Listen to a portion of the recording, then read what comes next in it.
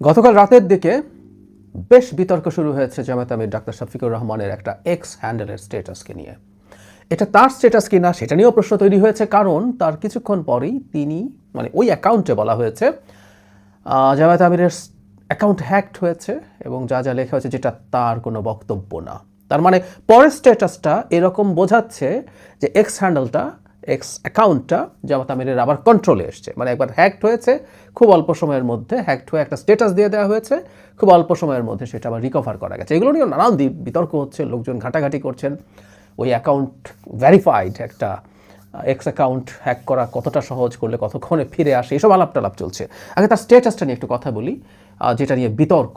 আমি আবারও বলছি এটা কনফিউজিং, এটা আদতে কী হয়েছিল। কিন্তু যেটা বলছি, আমাদের ইলেকশন বা এই পুরো জার্নিতে প্রতিটা ট্রেন্ডিং ঘটনা আমি একটু কথা বলে রাখতে চাই। তিনি বলছেন, বাংলা করলে এরকম দাঁড়ায় যে জামাতের নারীর অবস্থানের ব্যাপারে জামাত পরিষ্কারভাবে বলতে চায় যে এটা কোনোভাবে কনফিউজ না তারা, এবং তারা নর অ্যাপোলজেটিক, তারা এটা ক্ষমা চাইবার মতো বিষয় মনে করেন না, এটা প্রিন্সিপাল, এটা তাদের নৈতিক অবস্থান। তারা মনে করেন মেয়েদের কোনোভাবেই লিডারশিপে আসা উচিত না, জামাতে এটা ইম্পসিবল, অসম্ভব, আল্লাহ এটা পারমিট করেননি, স্পষ্টভাবে লেখা আছে। তারপরে যে কথা হলো প্রচণ্ড বিতর্ক তৈরি করেছে, তারপরে বলছে যখন মেয়েদেরকে মডার্নিটির নামে, আধুনিকতার নামে তাদের ঘর থেকে বের করা হয়, তখন তারা এক্সপোজড হয় কিসের প্রতি? Exploitation, moral decay and insecurity. এই হলো সেই বিখ্যাত বা কুখ্যাত বাক্য যেটা নিয়ে চরম debate. It's nothing but another form of prostitution. এই বাক্যটা এখানে স্পষ্টভাবে লেখা আছে, এটা অন্য ফর্মের একটা পতিতাবৃত্তি। তারপর বলা হচ্ছে যে মিডিয়াতে যে অশ্লীলতা, ওয়ার্ক প্লেসে যে হ্যারাসমেন্ট হয়, এগুলো সাইন অফ প্রোগ্রেস না, এগুলো মোরাল কোলাপসের সিমটম। আবার বলা হচ্ছে তারা এই মরালিটির সাথে কোনো রকম কম্প্রোমাইজ করতে পারেন না, এটা যতটাই ফ্যাশনেবল হোক না কেন। অত্যন্ত আপত্তিকর সব কথা। তবে আগে একটা কথা বলে রাখি, কাজ করা নারীদের প্রতি জামায়াতের এবং জামাত আমিরের ভীষণ বিদ্বেষ আছে, এটা ফর শিওর। আমি একটা ছোট প্রমাণ দেবো, একটা ছোট ভিডিও আমি জুড়েও দেবো এটার সাথে। এরপরেই ওই যে বললাম, ওই স্ট্যাটাসটা দেওয়া হয়েছে যে এটা হ্যাকড হয়েছিল। এখানে একটা প্রশ্ন অনেকে তুলেছেন, এটা অনলাইনে বিভিন্ন রকম চ্যাট জিপিটি সহ বিভিন্ন ক্ষেত্রে তারা সার্চ টার্চ দিয়ে দেখিয়েছেন, একটা ভেরিফাইড এক্স অ্যাকাউন্ট হ্যাক করা ইজ অলমোস্ট ইম্পসিবল। কিন্তু যেটা জরুরি কথা এখানে বলা হচ্ছে, যদি একবার হয় সেটা, হ্যাঁ এটা করা যাবে না তা না, খুবই টাফ হলেও এটা করা যেতেও পারে, কিন্তু এটা যদি একবার হয়ে যায় অ্যাকাউন্ট রিকভারি করতে কমপক্ষে 2 সপ্তাহ লাগে। তার মানে এই যে খুব দ্রুত আবার বলা গেল এটা ওনার অ্যাকাউন্ট না। ইনফ্যাক্ট এই প্রবণতা আমরা আগেও দেখেছি, এটা কখনো কখনো কেউ একটা কিছু করে ফেললো, তারপর যদি খুবই প্রবলেম্যাটিক মনে হয় তখন অ্যাকাউন্ট হ্যাক হয়েছে, এভাবে এটাকে এড়িয়ে যাওয়ার চেষ্টা হয়েছে। একটা ব্যাকল্যাশ তো হয়েছে, তীব্র মারাত্মক ব্যাকল্যাশ হয়েছে। সো এটা হতেও পারে যে স্ট্যাটাসটা তিনি নিজেই দিয়েছেন, এভাবে বলছি না, কারণ হলো এই ধরনের মানুষের অ্যাকাউন্টে অনেকেই লেখে, কয়েকজনের কাছে সেটার অ্যাক্সেস থাকতে পারে, সরি, এই অ্যাক্সেসটা একটা টিমের কাছে থাকতে পারে, তারা লিখে থাকতে পারে, কিন্তু অ্যাকাউন্ট থেকে এটা দেওয়া হয়েছে, হ্যাকড হয়েছে, এটা না হওয়ার সম্ভাবনাও আছে।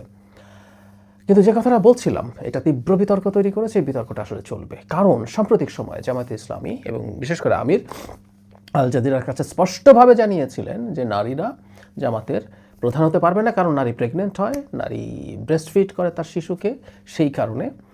আর দীর্ঘদিন থেকে তিনি ঘরে থাকা নারীদেরকে এনকারেজ করছেন। 5 ঘন্টা যখন কাজ করার কথা বলছিলেন, তখন 3 ঘন্টার কম্পেনসেশন সরকার দেবে, আর যারা ঘরে থাকবেন তাদেরকে তারা বিশেষ সম্মান দেবেন। এবং যে ভিডিওটার কথা বলছিলাম আমি জুড়ে দিচ্ছি, আপনারা শুনুন, যেখানে তিনি কামলা বলছেন নারীদেরকে, যারা বাইরে কাজ করেন, কামলা বিয়ে করতে নিষেধ করছেন, রীতিমতো রানী করে রাখে, ঘরে বসে থাকা নারী লাগবে। সো নারী যারা কাজ করেন তাদের প্রতি ক্ষোভ, বিদ্বেষ, অপছন্দ, এগুলো জামাত আমিরের আছে।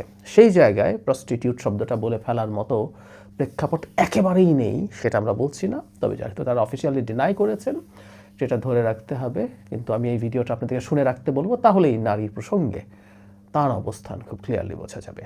রানী তুলে আনবা, কামলা তুলে আনবা না, যাকে আনবা তাকে রানীর মর্যাদা দিবা। যুবকরা যারা বিয়ে করেন নাই একটু হাত তুলেন তো দেখি, যাদের বিয়ে বাকি হাত তুলেন। আর এটা লজ্জার ব্যাপার নাকি? তুলেন, হাত তুলেন, দায়িত্ব আছে না আমাদের? কটখালি করা লাগবে না, হাত তুলেন। আলহামদুলিল্লাহ বিপুল হাত উঠেছে চতুর্দিকে। এখন থেকে নিয়ত করো, করে রানী তুলে আনবা, কামলা তুলে আনবা না। যাকে আনবা তাকে রানীর মর্যাদা দিবা, তাকে গোলাপের মর্যাদা দিবা।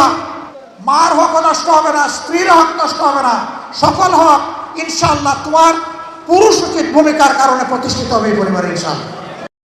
দীর্ঘদিন পর যেহেতু বাংলাদেশে নির্বাচন হচ্ছে, আমরা দেখছি নির্বাচনকে কেন্দ্র করে নানা রকম জরিপ হচ্ছে ভোটারদের মধ্যে, কারা নির্বাচনে জিততে পারে এরকম। আমি বহুবার বলেছি, আমি এই অঞ্চলের জরিপকে আসলে খুব একটা গুরুত্ব দিই না। ভারতের মতো প্রতিষ্ঠিত গণতন্ত্রের দেশেরও জরিপ অদ্ভুত উল্টোপাল্টা রেজাল্ট দেয়। তারপরও আমি গতকাল প্রকাশিত একটা জরিপ নিয়ে কিছু কথা বলা দরকার মনে করি। এখানে কিছু ইন্টারেস্টিং ফাইন্ডিং আছে। কারণ হচ্ছে এই প্রতিষ্ঠানটাই এর আগে আরও দুবার জরিপ করেছে, তারপরে তৃতীয় জরিপে কিছু র্যাডিক্যাল পরিবর্তন দেখা যাচ্ছে। আমি আগের দুবারের কিছু ইনফরমেশন দিয়ে শুরু করি। একটা হচ্ছে এরা মার্চ এবং সেপ্টেম্বর দুবার জরিপ করেছে। এখানে দেখা যায় যে বিএনপির সমর্থন 41.1% বিএনপিকে সমর্থন করছে, জামায়াত ইসলামীকে 30.3%, এটা সেপ্টেম্বরে বলছে। এর আগে এটা খুব কাছাকাছি একই রকম ছিল, মার্চেও একই রকম, মানে মার্চ এবং সেপ্টেম্বর অলমোস্ট একই রকম ছিল। কিন্তু খুবই সারপ্রাইজিং একটা পরিবর্তন হচ্ছে। এবার তারা যে জরিপটা করেছেন সেই জরিপে বলা হচ্ছে 52.80% বিএনপিকে ভোট দিতে চায়, জামাত এনসিপি জোটকে ভোট দিতে চায় 31%। খুবই ইন্টারেস্টিং হচ্ছে, জামাত এনসিপি মেলার পরও সেপ্টেম্বরে এনসিপি 4% ভোট দেখাচ্ছিল তাদের জরিপে, জামাতের সাথে যুক্ত হওয়ার পরও যখন একই জায়গায় থাকে, তার মানে এখানে খুব বড় ডিজাস্টার ঘটেছে তাদের। আবারও বলছি, এটা জরিপ বলছে, এই জরিপগুলোকে খুব ক্রেডিবল বলছি না, কিন্তু তারা যেহেতু একই জরিপ করেছেন এবং একই মেথোডোলজি ফলো করেছেন, সেই কারণে তাদের এটা এক ধরনের তুলনীয় বিষয় হতেই পারে। একটা কথা একটু জেনে রাখা ভালো, আমি এই প্রসঙ্গে আসব। এই জরিপটা চালানো হয়েছে জানুয়ারি মাসে, প্রেসাইজলি যদি বলি 16 থেকে 27 তারিখ পর্যন্ত। আচ্ছা, এটা একটা ব্যাকগ্রাউন্ড বলে নেওয়া ভালো, ফলে তারা অনেকগুলো টেন্ডেন্সি, মানুষের ভোটিং টেন্ডেন্সি বের করতে পেরেছেন। মার্চ এবং সেপ্টেম্বরে যেসব মানুষকে নিয়ে যে র্যান্ডম স্যাম্পলিংয়ের ভিত্তিতে জরিপ হয়েছিল, দুটো আলাদা র্যান্ডম স্যাম্পলিং ছিল। তৃতীয় জরিপটাতে এই দুটোতে যারা ইনক্লুডেড ছিলেন তাদের মধ্য থেকে আবার র্যান্ডম স্যাম্পলিং করে একটা সংখ্যা নেওয়া হয়েছে। সংখ্যাটা হচ্ছে 5147টা সাক্ষাৎকার নেওয়া হয়েছে। ফলে তাদের পক্ষে ট্রেস করা সহজ ছিল যে কোন ভোটার আগে কিভাবে ভেবেছেন, এখন কিভাবে ভাবছেন এই পর্যায়ে এসে। এটা জানতে গিয়ে দেখা গেল কতগুলো ইন্টারেস্টিং ফাইন্ডিং। সেটা হচ্ছে, এটা আমরা খেয়াল করেছি হেডলাইন, অনেকে বলছেন যে তারেক রহমান 47.6% মনে করেন তারেক রহমান ভবিষ্যৎ প্রধানমন্ত্রী হচ্ছেন। জামায়াত ইসলামের আমির শফিকুর রহমান 22.5%, মানে অর্ধেকেরও কম। নাহিদ ইসলাম প্রধানমন্ত্রী হতে পারেন এরকম একটা কথাও বলছেন 2.7%। ইনফ্যাক্ট এই আলাপটা খানিকটা আছে, আমরা জানি মাঠে এই কথা বলা হয়েছিল একটা সময়। জামাত এনসিপি যে জোট হচ্ছে, এনসিপি সম্ভবত চেয়েছিল বা অ্যাটলিস্ট তারা এক্সপেক্ট করছে নাহিদ ইসলামকে প্রধানমন্ত্রী করা হবে যদি তারা নির্বাচনে জেতেন। সো সেই পারসেপশনে হয়তো কেউ কেউ এই ধরনের কথা বলছেন। এখানে বলা হচ্ছে আওয়ামী লীগের ভোটারদের 32.9% বিএনপিকে ভোট দেওয়ার সম্ভাবনা প্রকাশ করেছেন, 13.2% জামায়াতকে ভোট দিতে পারেন, 41.3% এখনো সিদ্ধান্তহীন। ওই যে বলেছিলাম আগের দুটো জরিপে আওয়ামী লীগকে ইনক্লুড করা হয়েছিল, ফলে তাদেরকে কত পার্সেন্ট মানুষ ভোট দিতে পারে, অ্যারাউন্ড 14 বা 15% বলা হয়েছিল। তো আওয়ামী লীগের যে ভোটার, ওই যে বলছিলাম যেহেতু এদের আগের ভোটিং প্যাটার্ন জানা আছে, ধরে নিলাম যে স্যাম্পল নেওয়া হয়েছে তার একটা অংশ, ধরলাম আমরা এরকম 500, তারা আওয়ামী লীগকে ভোট দেবে বলেছিল। এখন যেহেতু আওয়ামী লীগ নেই, ওখানে জিজ্ঞেস করা ছিল আওয়ামী লীগ যদি থাকে তাহলে কি করবেন, তখন তারা বলছিল আওয়ামী লীগ ভোট দেবেন। সেই 500কে যদি, আমি তর্কের জন্য আলোচনার জন্য বলছি, 500কে এখন আবার যখন জিজ্ঞেস করা হলো, এর মধ্যে সিদ্ধান্তহীন আছেন এখনও 40%-এর বেশি, 41.3। কিন্তু আওয়ামী লীগের ভোটের একটা বড় অংশ বিএনপির দিকে যাচ্ছে। অ্যাগেইন এটাও জামাতের দিকে যাওয়ার প্রবণতার দ্বিগুণের বেশি। জামাতের 13.2 আর বিএনপির হচ্ছে 32.9%। এর মধ্যে আমরা মনে রাখবো যে জামায়াতের ভোট পাওয়ার জন্য জামায়াত ইসলামী খুব দীর্ঘ সময় চেষ্টা করেছিল। জামাত আওয়ামী লীগের বিরুদ্ধে অলমোস্ট কোনো মামলা করেনি। আমি বহুদিন থেকে এই আলাপ করছি, জামাত তার নিজের প্রতি এত নিপীড়নের কথা বলে, জামাত ইসলামী আসলে কি করেছে তাদেরকে একটু ডেটা দেওয়া দরকার। আমি বহু সময় টিভি টকশোগুলোতে আমি অ্যাঙ্কারদেরকে বলেছি আপনাদের চ্যানেলে একটা রিপোর্ট করুন ফর গডস সেক, যে আপনারা জামাত ইসলামী কটা মামলা করেছে। তার মানে তাদের দীর্ঘ পরিকল্পনা ছিল তারা মামলা করবে না। এমনকি যারা মামলায় পড়েছে, আমি অস্বীকার করছি না, এর মধ্যে অনেকের ভুল মামলা হয়েছে, সকল মামলা বাণিজ্য হয়েছে, কিন্তু অনেকের বিরুদ্ধেই জেনুইন মামলা হয়েছে এবং এই মামলাগুলো যেহেতু বিএনপির লোকজনই বেশি করেছে, মানে প্রায় সবই করেছে, ফলে বিএনপির প্রতি এক ধরনের রাগ ক্ষোভ থাকতে পারে আওয়ামী লীগের সাথে জড়িত মানুষদের। জামায়াত চেষ্টা করেছে তাদেরকে কাছে টানতে, সাহায্য করেছে যারা জেলে আছে তাদের পরিবারকে, কিন্তু আমি দেখছি ঠিক উল্টো ঘটনা ঘটছে। আওয়ামী লীগের ভোট কী হওয়া উচিত, কী হতে পারে, সেটা নিয়ে আবার আমি আসলে আলোচনা করতে চাই। এটা খুবই খুবই গুরুত্বপূর্ণ আমার কাছে মনে হয় আর কি। তারপর সিদ্ধান্তহীন যে যারা ছিলেন তাদের মধ্যে আবার বিএনপি, মানে বলা হচ্ছে বিএনপির দিকেই ভোট বেশি এসছে। বিএনপির যত সম্ভাব্য ভোট আছে তার মধ্যে 26.6% এসছে সিদ্ধান্তহীন ও অনির্ধারিত ভোটারের দিক থেকে। জামায়াতের 31% ভোটের মধ্যে 14.1, এগেইন প্রায় ডাবল। যারা সিদ্ধান্তহীন ছিলেন তারা প্রায় ডাবল বিএনপির দিকে আসছেন। এবার আমরা একটু যদি খেয়াল করি, আমরা হয়তো অঙ্কগুলো মিলিয়ে ফেলতে পারবো। এটা জানুয়ারির একটা অংশতে, এই 16 থেকে 27 সম্ভবত তারিখটা আমি বলেছিলাম, I forgot it now.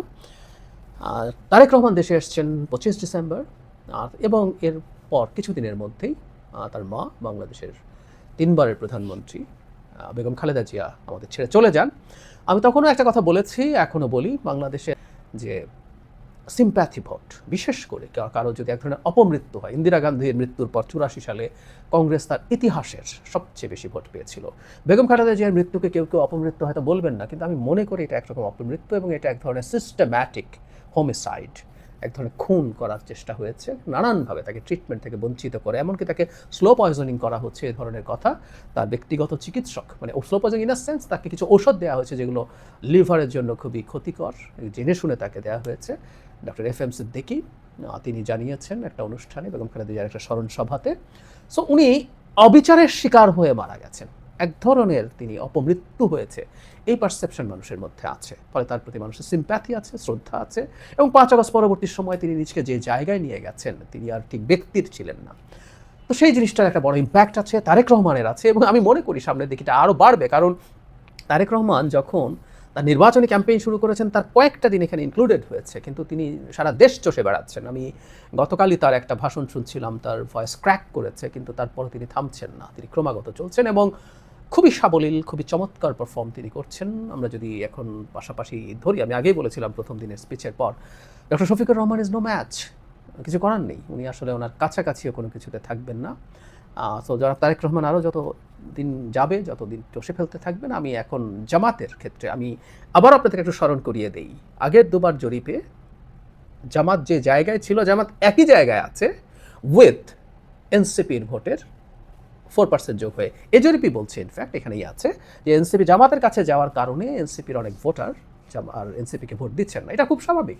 NCP জামাতের সাথে বিলীন হতে গিয়ে এই ক্ষতি তার করেছে, অনেক ভোট আবার অন্যদিকে চলে যাবে। আর আমাদের এটাও মনে রাখতে হবে, বিশেষ করে জোটের যদি হিসাব করি, সামনে যত দিন যাবে, ইসলামী আন্দোলন বেরিয়ে যাওয়া, তাদের আগের একটা জরিপ বলছিল ইসলামী আন্দোলনের 1% ভোট আছে, কিন্তু এটার ইম্প্যাক্টটা তার চাইতে বেশি হওয়ার সম্ভাবনা আছে, কারণ ইসলামী আন্দোলন জামাতের বিরুদ্ধে অনেকগুলো তার শরিয়া এবং ধর্ম প্রশ্নে কঠিন প্রশ্ন করছে। সুতরাং শেষ মুহূর্তে আমি মনে করি অনেক রকম ভিন্নতা আসতে পারে, এখন যা দেখছি তা, এবং ট্রেন্ড বলছে বিএনপির পক্ষেই পজিটিভ ঘটনা ঘটার সম্ভাবনা বেশি, এটা জরিপ বলছে। আবারও এটা বলে শেষ করি, এই অঞ্চলের জরিপকে খুব রিলাই করি না, কিন্তু এই যে বললাম একই প্রতিষ্ঠানের 3টা জরিপকে আমরা যদি পাশাপাশি দেখি, তাদের একটা ট্রেন্ড দেখা যায়, যেটা আমাদের নির্বাচনের একটা ধারণা দিতে পারে।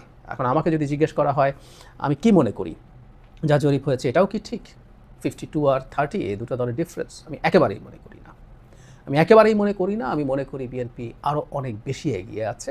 আর একটা কথা বলে শেষ করি, ভোটের পার্সেন্টেজ বলা হয়েছে এখানে, সিট অনুযায়ী না, ফার্স্ট পাস দ্য পোস্টে টেকনিক্যালি এটা সম্ভব, কম পার্সেন্টেজে থাকা দলও বেশি সিট জিতে যেতে পারে। সুতরাং সিটের ক্ষেত্রে এটা কীভাবে ট্রান্সলেটেড হবে, এটা একেবারেই ভিন্ন আলোচনা, সেটা সময়ে আমরা বুঝব।